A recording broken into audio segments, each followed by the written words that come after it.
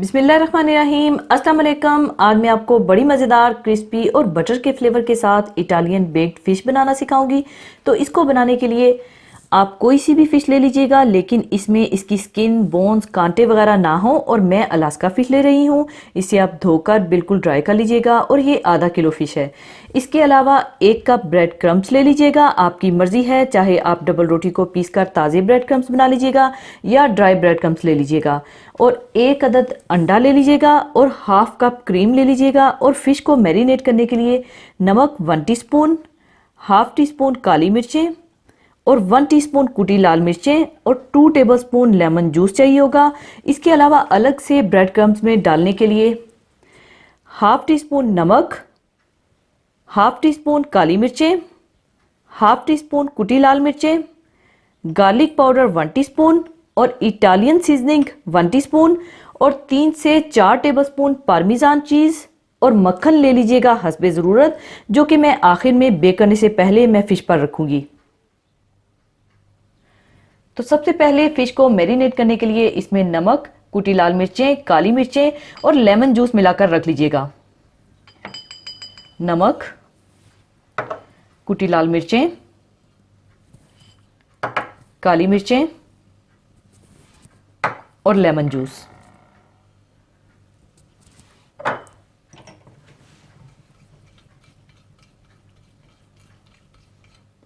और इसमें फ़िश को अच्छी तरह से मैरिनेट करके रख लीजिएगा।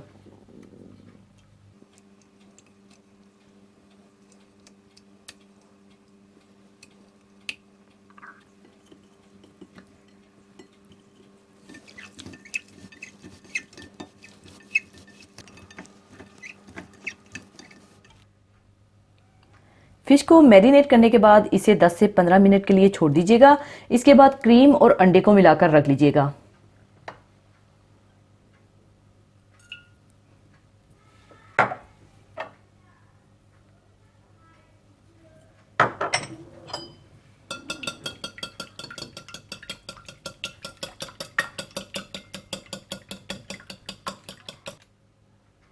इसके बाद अलग बर्तन में ब्रेड क्रम्स में आप नमक डाल लें, काली मिर्चें, कुटी लाल मिर्चें, गार्लिक पाउडर, इटालियन सीजनिंग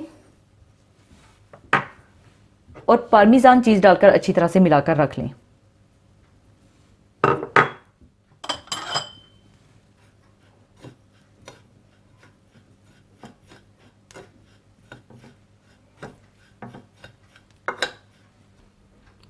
इसके बाद फ़िश को अंडे और क्रीम वाले मिक्सचर में डिप कीजिएगा और ब्रेड क्रम्स में अच्छी तरह से कोट करके ओवन की ट्रे में रख लीजिएगा। और इसी दौरान आप ओवन को भी 180 डिग्री सेंटीग्रेड पर प्रीहीट कर लीजिएगा। इस तरह से आप पहले डिप कर लीजिएगा और फिर कोट कर लीजिएगा।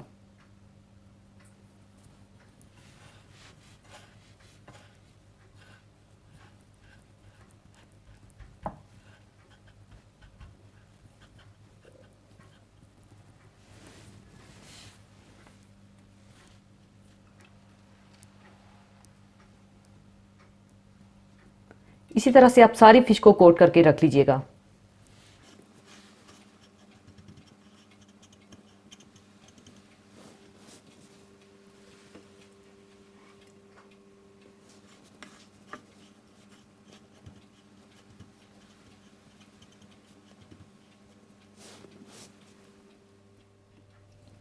सारी फ़िश को कोट करने के बाद इसी स्टेज पर आप चाहें तो इसे फ्राई भी कर सकते हैं, लेकिन मैंने इसे बेक करना है, तो इसके बाद आप इसके ऊपर थोड़ा थोड़ा मक्खन काट कर रख दीजिएगा।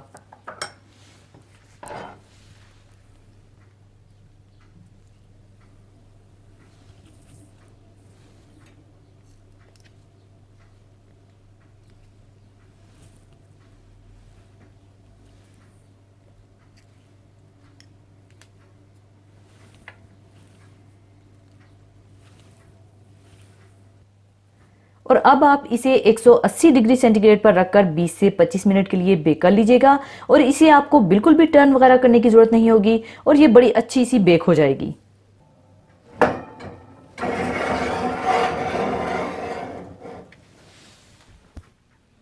बेक करने के बाद आप इसे निकाल लीजिएगा।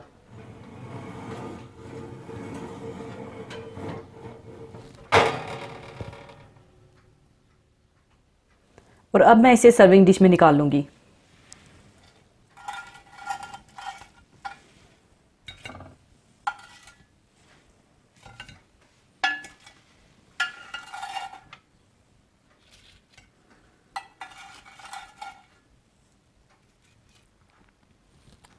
लीजिए, बड़ी मज़ेदार क्रिस्पी और बटरी फ्लेवर के साथ इटालियन बेक्ड फिश तैयार है। इसे आप चाहे किसी भी वेजीज के साथ या फ्रेंच फ्राइज के साथ सर्व कीजिएगा। और मुझ नाचीज़ को अपनी दुआओं में याद रखिएगा। और जाने से पहले एक हदीस पाक शेयर करना चाहूँगी। हदीस पाक इस तरह से है। हज़रत अबू अमामा रज़ी अल्लाह ताला अन्हो से रवायत है कि एक शख्स ने रसूलुल्लाह सल्लल्लाहु अलैहि वसल्लम से पूछा कि औलाद पर माँ बाप का कितना हक है। आप सल्लल्लाहु अलैहि वसल्लम ने इरशाद फरमाया कि वो तुम्हारी जन्नत और दोज़ख हैं। इस्लामी शरीयत हुकूक व फ़राइज़ का मजमुआ है। कुरान व हदीस में कसरत से हुकूक की अदायगी का हुक्म दिया गया है, जिसके बाद अल्लाह ताला और आखिरत का मानने वाला शख्स दूसरों की हक तलफी की हिम्मत नहीं कर सकता। इस दुनिया में इंसान का सबसे पहला और सबसे बड़ा ताल्लुक माँ बाप से है। कुरान मजीद में माँ बाप की खिदमत और उनके साथ हुस्न सलूक का हुक्म अल्लाह ताला की तौहीद और इबादत के साथ साथ दिया गया है, जिससे मालूम होता है कि बंदों के हकूक़ में सबसे ज़्यादा हक वालिदैन का रखा गया है। इस हदीस से भी हमें ये बात आसानी से समझ में आती है कि अगर औलाद माँ बाप की खिदमत करेगी और उनको राज़ी रखेगी तो जन्नत पालेगी। इसके मुकाबले में अगर औलाद माँ बाप की नाफरमानी करेगी और उन्हें नाराज़ करेगी और उनका दिल दुखाएगी तो दोज़ख में अपना ठिकाना बना लेगी। इसी के साथ मैं आपसे इजाज़त चाहूँगी। अपना बहुत ख्याल रखिएगा, दुआओं में याद रखिएगा। अल्लाह हाफिज़।